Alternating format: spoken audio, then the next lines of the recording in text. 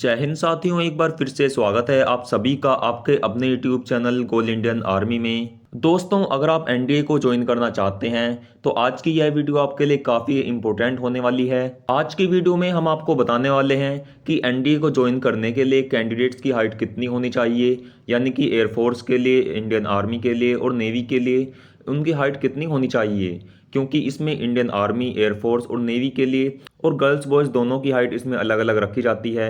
यानी कि सभी विंग के लिए और सभी कैंडिडेट्स के लिए इसमें हाइट यहाँ पर अलग अलग रखी जाती है। इसलिए आज की वीडियो में हम आपको एनडीए में ज्वाइन करने के लिए आपके पास कितनी हाइट होनी चाहिए उसकी जानकारी देने वाले हैं। क्योंकि साथियों, बहुत सारे कैंडिडेट्स इसके फॉर्म को तो अप्लाई कर देते हैं, लेकिन उन्हें जिस विंग में जाना है उनकी हाइट उतनी नहीं रहती। यानी कि उन्हें हाइट के बारे में नॉलेज ही नहीं होती कि उन्हें किस विंग के लिए कितनी हाइट इसमें चाहिए होती है। तो आज हम आपको इसी बारे में बताने वाले हैं। हम आपको सबसे पहले इंडियन आर्मी की, उसके बाद नेवी की और उसके बाद एयरफोर्स के लिए कितनी हाइट होनी चाहिए उसके बारे में बताएंगे। तो चलिए देख लेते हैं सबसे पहले आर्मी विंग के लिए। साथियों, ये जो हाइट आप अपनी स्क्रीन पर देख रहे हैं, ये इंडियन आर्मी विंग के लिए यहाँ पर हाइट रखी गई है। इसमें यदि आप मेल कैंडिडेट हैं तो आपकी हाइट 157 सेंटीमीटर होनी चाहिए। यदि आपकी हाइट 157 सेंटीमीटर है तो ही आप इंडियन आर्मी विंग के लिए यहाँ पर अप्लाई कर सकते हैं। इसके बाद यदि बात करें कि आप फीमेल हैं तो जो फीमेल की हाइट यहाँ पर रखी गई है वो आपकी 152 सेंटीमीटर है। यदि आपकी हाइट 152 से कम है तो आप इसके लिए अप्लाई नहीं कर पाएंगे। तो साथियों, इस चीज़ का आपको ध्यान रखना है कि जो मेल हैं उनकी हाइट यहाँ पर 157 सेंटीमीटर मांगी गई है और जो फीमेल कैंडिडेट हैं उनकी हाइट यहाँ पर 152 सेंटीमीटर रखी गई है। तो इन चीज़ों का आपको ध्यान रखना है और तभी आपको इसके फॉर्म को अप्लाई करना है। साथियों, इसके बाद हम देख लेते हैं नेवी विंग के लिए हाइट। यानी जो आप अपनी स्क्रीन पर देख पा रहे हैं, यह है नेवी विंग के कैंडिडेट्स के लिए। तो यदि आप नेवी विंग में जाना चाहते हैं तो जो आपकी हाइट है मेल कैंडिडेट की, वो आपकी 157 सेंटीमीटर होनी चाहिए। यानी कि यदि आप मेल कैंडिडेट हैं तो आपकी हाइट 157 सेंटीमीटर से कम नहीं होनी चाहिए। और यहाँ पर आपको रीजन वाइज हाइट में छूट भी दी जाती है। तो यदि आप ट्रिपल्स फ्रॉम लद्दाख रीजन के कैंडिडेट हैं तो यहाँ पर आपकी हाइट 155 सेंटीमीटर होनी चाहिए। और इसके बाद यदि आप अंडमान व निकोबार और लक्षद्वीप से बिलोंग करते हैं तो आपकी हाइट यहाँ पर 155 सेंटीमीटर रखी गई है। इसके बाद आप यहाँ पर देख सकते हैं, यदि आप गोरखा, गढ़वाली, नेपाली हैं तो आपकी हाइट 152 सेंटीमीटर होनी चाहिए।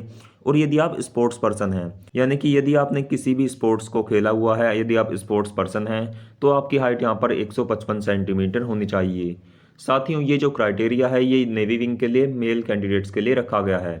इसके बाद यदि हम बात करें फीमेल्स की, तो फीमेल कैंडिडेट्स का हाइट क्राइटेरिया भी आप अपनी स्क्रीन पर देख सकते हैं।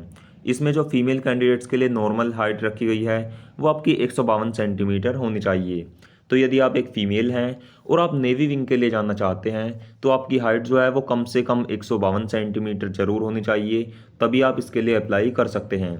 इसके बाद बात करें लद्दाख रीजन के कैंडिडेट्स की, तो जो लद्दाख रीजन के कैंडिडेट्स हैं उनकी हाइट 150 सेंटीमीटर इसमें मांगी गई है। और यदि आप गोरखा, गढ़वाली, भूटान, सिक्किम इन सभी से बिलोंग करते हैं, यानी कि जितने भी नॉर्थ ईस्ट रीजन के कैंडिडेट्स हैं उनकी जो हाइट है वो 147 सेंटीमीटर यहाँ पर रखी गई है। तो यहाँ पर आपको हाइट में रिलैक्सेशन भी दिया गया है। तो साथियों, इन चीज़ों का आपको ध्यान रखना है और आपके रीजन के अकॉर्डिंग आपकी कितनी हाइट यहाँ पर क्राइटेरिया मांगा गया है उसे देखते हुए ही अपने फॉर्म को अप्लाई करें। साथियों, इसके बाद बात कर लेते हैं एयरफोर्स की। तो जैसा कि आप अपनी स्क्रीन पर देख सकते हैं, ये एयरफोर्स के लिए हाइट क्राइटेरिया यहाँ पर रखा गया है। तो यदि आप मेल कैंडिडेट हैं, यानी कि बॉय कैंडिडेट हैं, तो जो आपकी हाइट है वो आपकी 162.5 सेंटीमीटर होनी चाहिए फ्लाइंग ब्रांच के लिए। और जो नॉन फ्लाइंग ब्रांच, यानी कि जो ग्राउंड ड्यूटी होती है, उसके लिए आपकी हाइट 157.5 सेंटीमीटर यहाँ पर रखी गई है।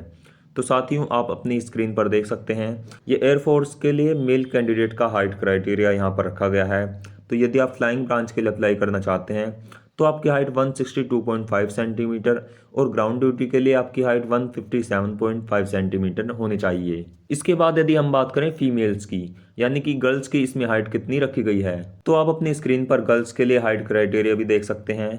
तो यदि आप एक फीमेल कैंडिडेट हैं और आप एयरफोर्स को ज्वाइन करना चाहती हैं तो आपकी जो हाइट है वो फ्लैंग ब्रांच के लिए यहाँ पर आपकी 162.5 सेंटीमीटर और ग्राउंड ड्यूटी के लिए आपकी हाइट 152 सेंटीमीटर होनी चाहिए। तो इतना हाइट क्राइटेरिया आपका होना चाहिए, तभी आप एयरफोर्स में अप्लाई कर सकती हैं। तो साथियों, मैंने आपको इंडियन आर्मी, इंडियन एयरफोर्स और इंडियन नेवी का हाइट क्राइटेरिया बता दिया है।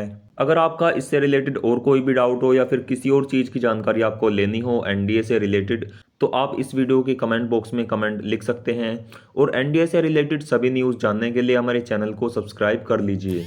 तो चलिए साथियों, आज की वीडियो में इतना ही।